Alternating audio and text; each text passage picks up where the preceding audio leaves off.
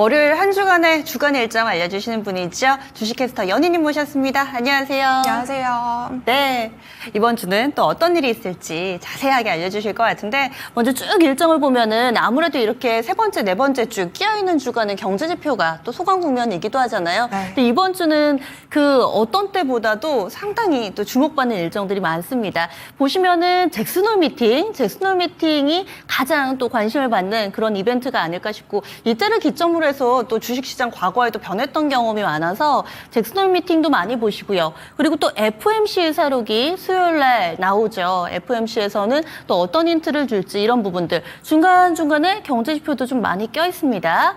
그러면 이 가운데서 어떤 것부터 볼까요? 가계 신용 잠정치부터 좀 말씀을 드려보도록 화요일 할게요. 일정이죠. 20일에 네, 2분기 맞습니다. 가계 신용 잠정치 어떤 지표인가요?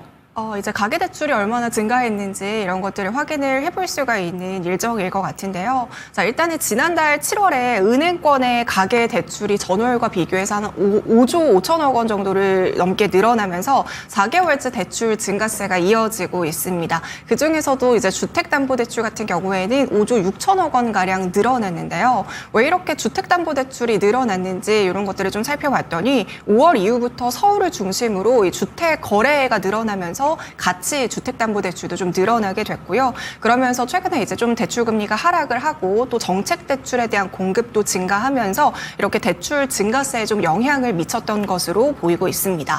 자, 이렇게 가계대출이 좀 늘어나다 보니까 최근 들어서 이제는 은행권에서도 대출금리를 좀 인상을 하고 있는 추세거든요. 하지만 그럼에도 불구하고 이 대출의 증가세는 계속해서 폭증하고 있는 상황입니다. 오히려 이제 9월부터 DSR 대출 규제가 좀 다가오면서 대출에 대한 막차를 타자라는 좀 수요들이 늘어나고 있는 것 같고요. 그러면서 이제 또 기준금리 인하까지 시행이 되기 전에 미리미리 좀 연끌이나 비투를 하자 이런 수요들이 늘어나기 시작하는 분위기입니다. 뒤에서도 말씀을 드리겠지만 이번 주에 한국은행의 금융통화위원회가 있잖아요. 근데 이렇게 가계대출이 증가하다 보니까 한국은행에서도 이런 부분들을 좀 염려하면서 이번에 이제 금리 인하가 좀 어려울 수 있다라는 전망까지도 같이 나오고 있습니다. 어쨌든 이렇게 대출 증가세가 지속되다 보니까 최근 정부에서는 뭐 디딤돌 대출이라던가 버팀목 대출 이런 금리들을 최고 한 0.4%포인트 인상을 했던 바가 있고요. 여기에 더해서 이제 최근에 금융당국이 이런 가계부채 증가세를 좀 둔화시키고자 주택담보대출 위험 가중치를 상향하겠다라는 방안들을 검토하고 있다 이렇게 발표를 하기도 했습니다. 위험 가중치를 상향하겠다. 이게 어떤 의미인지 좀 잠깐 간단하게 경우에는 다른 신용대출이라든지 아니면 기업대출과 비교해서 조금 안전하다라는 인식이 있습니다. 왜냐하면 주택을 담보로 잡아가지고 대출해주면 되기 때문에요. 그래서 은행권에서도 이런 안전하다라고 생각을 하기 때문에 대출을 많이 해줘서 지금처럼 가계대출, 주택담보대출이 증가했다. 이런 원인으로 꼽고 있거든요. 그래서 이번에는 이제 이 위험 가중치를 상향하겠다라고 이야기를 하고 있는 겁니다. 자, 이렇게 위험 가중치를 높이게 되면 주택담보대출이라는 이 대출의 인식 자체가 지금보다는 위험하다라는 인식이 되기 때문에 은행은 자기 자본으로 위험해진 만큼 그 손실을 감당을 해야 합니다. 그러면 더 많은 자기 자본이 필요하겠죠. 근데 은행 입장에서는 자기 자본을 이제 무한정으로 늘릴 수가 없어요. 그 한계가 있기 때문에 결국에는 자기 자본 비율을 맞추기 위해서는 주택담보대출의 그 수요를 조금 줄여야 되고 대출을 덜 일으켜야지 이 자본에 대한 비율을 맞출 수가 있겠죠. 이런 식으로 가계대출 증가세가 꺾이지 않으면서 정부에서는 뭐 관련한 금리를 좀 올린다거나 아니면 이렇게 위험 가중치를 높인다거나 여러 가지 관련 규제들을 좀 검토를 하고 있는 상황이고요. 금통위 때도 이번 가계대출 관리와 관련해서 이런 대책들에 대해서 약간 논의를 할 것으로 전망이 되고 있습니다. 자, 지금은 제가 주택담보대출 위주로만 말씀을 드렸지만 사실 최근 들어서 불황형 대출이라고 해서 이런 대출도 같이 늘어나고 있다고 해요. 이 불황형 대출이 뭐냐면 내가 가지고 있는 뭐 자동차라든지 아니면 보험이라든지 예금 이런 것들을 담보로 해서 대출을 받는 건데요. 사실 이런 걸 담보로 잡고 대출을 받게 되면 이자가 훨씬 더 높잖아요. 그쵸. 10%, 뭐 16% 이렇게 높기 때문에 최근에 이런 대출 추세들을 보면 취약계층 같은 경우 아니면 신용 등급이 좀 낮은 계층들의 경우에는 이렇게 불황형 대출로 대출을 늘려가는 추세이고요. 또 중산층 같은 경우에는 주택담보대출을 통해서 대출을 일으키면서 대출에 대한 양극화도 같이 나타나고 있는 추세입니다.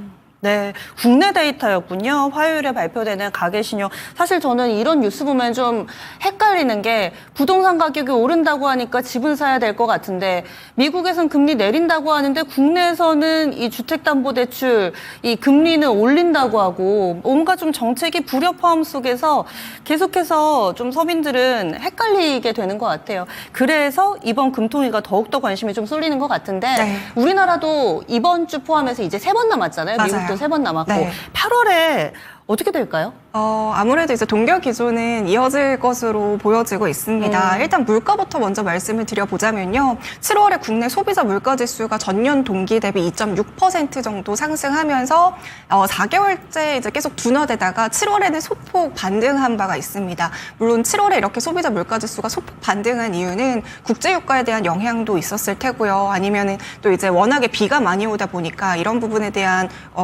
이슈로 인해서 약간 물가가 일시적으로 오른 부분들이 있지만 농산물 어찌됐건- 가격 오르고 뭐 이런 맞아요. 거요? 네. 어찌됐건 이런 부분들은 어느 정도 일시적인 요인이기 때문에 그냥 전체적인 흐름만 놓고 봤을 때는 물가 자체는 둔화되고 있다. 이런 부분들을 우리가 흐름으로 좀 체크를 해볼 수가 있습니다. 자, 여기에 물가는 안정화되고 있고 또 최근에 글로벌 경기 둔화 우려 이런 것들도 같이 나오고 있고 또 미국의 9월 금리 인하 가능성 이런 여러 가지 이슈들로 한국은행이 뭐 8월에 미국보다 조금 선제적으로 인하할 수 있다라는 가능성들도 얘기는 나오고는 있지만 그래도 동결 기조를 이어갈 것으로 보이고요. 제가 앞서도 방금 말씀드렸다시피 가계대출 증가세가 워낙에 가파르게 인상이 되고 있는 추세이기 때문에 지난달에 한은에서도 이렇게 얘기를 했습니다. 금융 안정 측면을 고려할 것이다. 그래서 긴축 기조를 어느 정도는 유지할 것이다라고 이야기를 한 만큼 이번 8월에는 금리를 인하하기보다는 미국의 인하를 보고 그 이후에 단행할 것으로 전망이 되고 있습니다. 자, 오히려 이번 금통위에서는 주택시장에 대한 과도한 유동성을 제공하지 않겠다라는 점들 우리가 조금 더 재확인할 수 있는 기회가 되지 않을까라고 싶고요. 물론 이제 이번에 조금 관전 포인트라고 할 수 있는 건 이번 금통위에서 기준금리의 인하의 필요성을 좀 주장하는 소수 의견들이 등장할 것이다라는 전망들이 나오고 있습니다. 아시는 것처럼 최근에 미국 고용 지표로 인해서 경기 침체 우려가 높아졌던 가운데 뭐 엔캐리 트레이드 청산 이런 이슈들도 있었고요. 가장 중요한 부분은 내수가 워낙에 부진하다라는 점들인데요. 이런 이유들로 소수의 의원들이 이번에는 금리 인하의 필요성을 뭐 한두 명 정도는 주장할 수 있다. 이런 전망들이 나오고 있습니다. 이런 내수의 부진 이슈는 계속해서 나오고 있는 상황이잖아요. 근데 또 이제 아이러니하게도 수출은 호조세를 보이고 있지만 소비는 지금 9개 분기 연속으로 감소하고 있는 추세이기 때문에 수출과 소비에 대한 엇박자는 조금 더 심해지고 있는 상황에서 같은 날 지금 한국은행에서 수정 경제 전망도 같이 발표할 예정이에요. 자, 올해 경제 성장률 전망치가 기존에는 2.5%였잖아요. 근데 2분기 마이너스 성장률 발표가 됐죠. 그러면서 이번에 또 이제 계속 나오고 있는 내수 부진 이런 이슈들을 좀 반영해서 이번 수정 전망치에는 경제 성장률 전망치가 낮아질지 아니면 그대로 수출에 대한 호조 이런 자신감들을 바탕으로 유지될 수 있을지 이런 부분들도 같이 체크를 해보셔야 될 것 같습니다.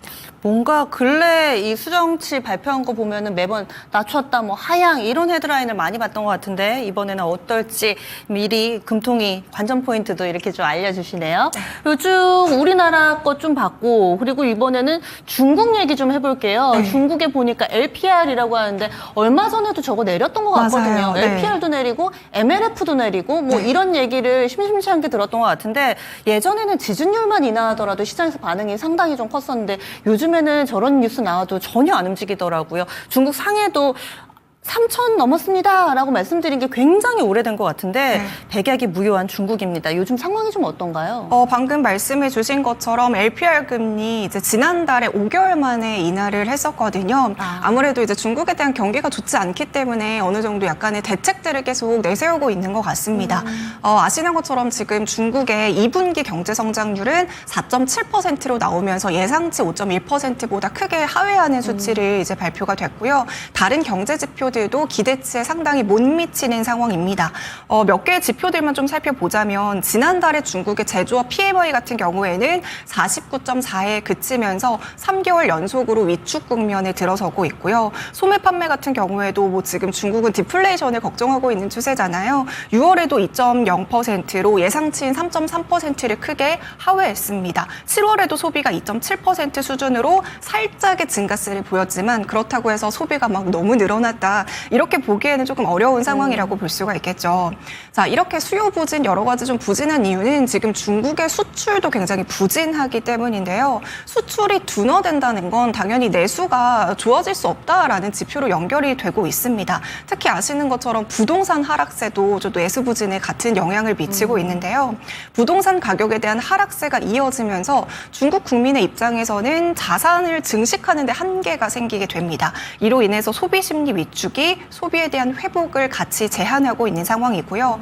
여기에 또 이제 부동산에 대한 공급 과잉 여파로 부동산 투자 감소도 같이 이어지는 게 투자 역시나 부정적인 요소로 작용을 하고 있습니다. 그래서 지금 중국 정부에서는 뭐 1조 위안의 특별채를 발행하겠다. 지금처럼 이제 뭐 LPR 금리를 인하하겠다. 이런 여러 가지 유동성 공급을 확장하기 위해서 노력을 하고 있지만 이런 것들은 또 정책에 대한 시차 반영들이 있잖아요. 그래서 올해 뚜렷하게 중국이 경기 회복을 기대하기에는 좀 어려운 상황이다라고 판단을 하고 있고요. 그래서 어쨌든 제가 방금도 말씀드렸지만 중국이 내수가 굉장히 부진하다고 말씀드렸잖아요. 네. 그래서 지금 중국 정부에서는 특히나 소비 촉진 정책을 굉장히 집중적으로 발표를 하고 있는 상황입니다.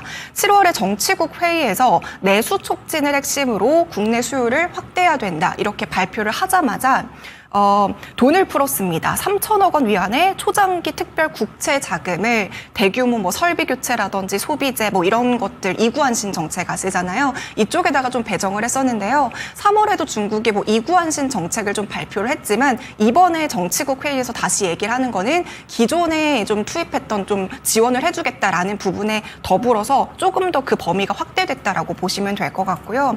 여기에 더불어서 서비스 촉진 확대를 하겠다 이런 부분들도 같이 언급을 하면서 외식이라든지 숙박이라든지 교육, 게임 굉장히 다양한 서비스 분야 쪽에 돈을 지원하겠다라는 언급들도 있었습니다. 어떻게 보면 이렇게 얘기만 들으면 그래도 좀 많이 노력을 하는구나라고 느껴질 수가 있겠지만요. 그럼에도 불구하고 외부에서 보는 중국 경제에 대한 시선은 눈높이가 계속 낮아지고 있는 추세인 것 같습니다. 올해 2024년 그리고 25년까지 중국의 GDP 성장률을 4%에 머물 것이다라고 보고 있는 외신들이 굉장히 많고요. 이렇게 중국 경기에 대한 회복세가 약해지다 보니까 지금 중국에 있는 돈들이 중국의 국채 시장으로 좀 많이 채권 시장으로 많이 몰리고 있는 상황인 것 같습니다. 그러면서 중국의 10년물, 30년물 국채 금리가 사상 최저치까지 떨어지고 있고요. 이제 안전자산으로 몰리다 보니까요.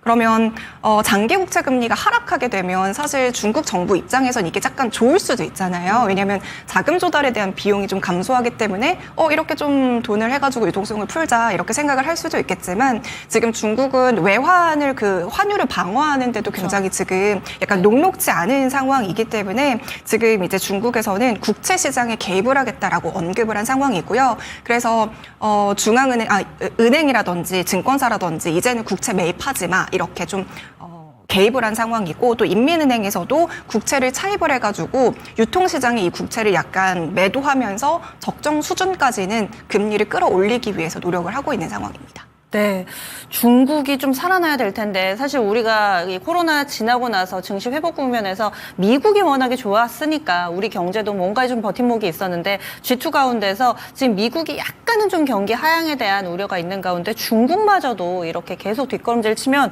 우리에게도 사실 좋지가 않거든요. 중국 경제 상황도 계속 지켜보겠습니다. 일정 조금 더 볼게요. 네. 그리고 후반에는 미국 관련된 일정이 많잖아요. FMC 이사록 잭슨홀 미팅 9월 중순쯤에 FOMC가 있습니다. 이를 앞두고서 가장 큰 예고편이 될 텐데 어떤 부분들 우리가 좀 봐야 될까요? 이제 지난달에 FOMC 직후에 파월 의장이 다음 회의 때는 이제 금리 인하를 할 수 있다라는 가능성을 어느 정도 시사했었고요. 심지어 그 당시에 고용 지표도 같이 좋게 나오지 않으면서 이번에 다음 회의 때는 한 0.5%포인트 인하할 수도 있다. 이런 얘기들을 같이 나왔습니다. 자, 다시 이제 한번 지표로 돌아가 볼게요. 지난주에 물가 지표가 발표가 됐잖아요. 7월에 CPI가 전년 동월 대비 2.9% 정도 상승하면서 2%대로 내려왔고요. 근원 소비자 물가지수 같은 경우에는 전월 동기 대비 한 3.2% 정도 상승하면서 이번에 물가 지표를 토대로 연준에서는 금리 인하에 대한 자신감을 조금 더하는 지표 결과가 아니었나 싶습니다. 여기에 이제 물가보다 조금 더 중요했던 건 지난주에 이제 소매 판매도 같이 발표가 됐었는데요. 최근에 소매 관련주들의 실적이 조금 부진했지만 그럼에도 불구하고 7월에 소매 판매는 전월 대비 1.1%포인트 좀 상승했고요. 자동차랑 가스를 제외한 소매 판매는 0.4% 정도 상승하면서 그래도 각각 예상치를 큰 폭으로 상회하면서 경기 침체에 대한 우려는 소매 판매 지표를 통해서 어느 정도 사그라들었고요. 그러면서 이제 소매 판매 발표 직후에 미국의 국채 금리가 다시 급등하기도 했습니다. 어쨌든 물가 안정에 대한 확신은 점점 높아지고 있는 상황이고 소매 판매에 대한 지표도 약간 견조하게 나오면서 경기 침체에 대한 우려는 어느 정도 벗어났지만 그럼에도 불구하고 아직 우리가 변수로 체크를 해볼 수 있는 건 고용이라고 볼 수가 있겠죠. 네. 지난주에도 말씀을 드렸지만 사실 실업률 같은 경우에는 예전의 경기 침체와는 약간 다른 양상을 보이고 있다고 말씀을 드렸어요. 해고가 크게 늘어나지 않고 있고 또 계절적인 요인이 반영돼서 실업률이 높게 나온 측면이 있지만 이번에 8월에 나오는 고용 지표를 통해서 이 고용 시장의 둔화가 점진적으로 정상화를 밟아가고 있는지 8월 고용 지표를 통해서 우리가 다시 한번 추가적인 데이터로 확인이 필요할 것 같고요. 어쨌든 오랜 기간 굉장히 5%대가 넘는 고금리를 1년 이상, 1년째 거의 이어가고 있는 만큼 인플레이션은 사서히 잡혀가고 있는 것을 우리가 확인을 하고 있습니다. 그래서 긴축은 좀 마무리되고 있다. 이런 분위기가 조금 더 커지고 있는 상황인 것 같아요. 자, 그래서 9월 인하는 조금 거의 확실시 되어가는 분위기인데 관건이 0.5%포인트 내리느냐 그쵸. 아니면 0.25%로 내리느냐 이게 조금 관전 포인트가 될 것 같습니다. 미국의 물가 수준 대비해서 5.5%는 약간은 높다라는 생각을 저는 맞아요. 개인적으로 하고 있거든요. 하지만 그렇다고 해서 9월에 0.5%포인트를 내리기에는 약간 애매한 부분들도 있습니다. 지금 이제 연준에서 가장 조금 두려워하는 경계하고 있는 시나리오가 과도하게 내려가지고 다시 물가가 올라서 또다시 금리를 올리게 되는 이런 시나리오를 조금 경계하고 있잖아요. 그래서 8월에 고용지표가 급격하게 위축되지 않는 이상 0.25%포인트를 인하하고 그 이후에 나오는 지표들의 흐름을 토대로 추가 인하 시점을 조율할 것으로 전망이 되고 있습니다. 어쨌든 대부분은 미국의 경기 침체보다는 완만한 둔화라든지 아니면 연착륙 가능성에 무게를 두고 있고요. 어쨌든 기준금리가 인하하기 전까지는 계속해서 이렇게 발표되는 지표들이 어느 정도 혼재는 될 수 있고 그래서 우리가 조금 불안한 장세가 이어질 수 있다라는 것들을 좀 염두에 두셔야 될 것 같고요. 한 가지 더 우리가 체크를 해봐야 될 부분들은 그동안 고금리에도 불구하고 미국 경제가 워낙에 강했었잖아요. 이런 눈높이들을 이제는 약간은 좀 낮춰야 될 필요가 있다. 이렇게 정리하겠습니다. 예. 그래서 지금 여기 일정 보시면 빨간색으로 표시가 돼 있잖아요. 제롬 파월 연준 의장 잭슨홀 미팅 연설. 이 잭슨홀 미팅이 한 3일 정도 이루어지는데 그 가운데서 연설 일정 좀 관심 가져 보시면 좋을 것 같습니다. 과연 이번에 비컷을 할지 말지 그리고 현재의 경기 진단 어떻게 할지 이런 부분들 보면 좋을 것 같네요. 이렇게 해서 위클리 일정 정리해봤습니다. 연희님과 여기서 인사 나눌게요. 오늘 말씀 고맙습니다.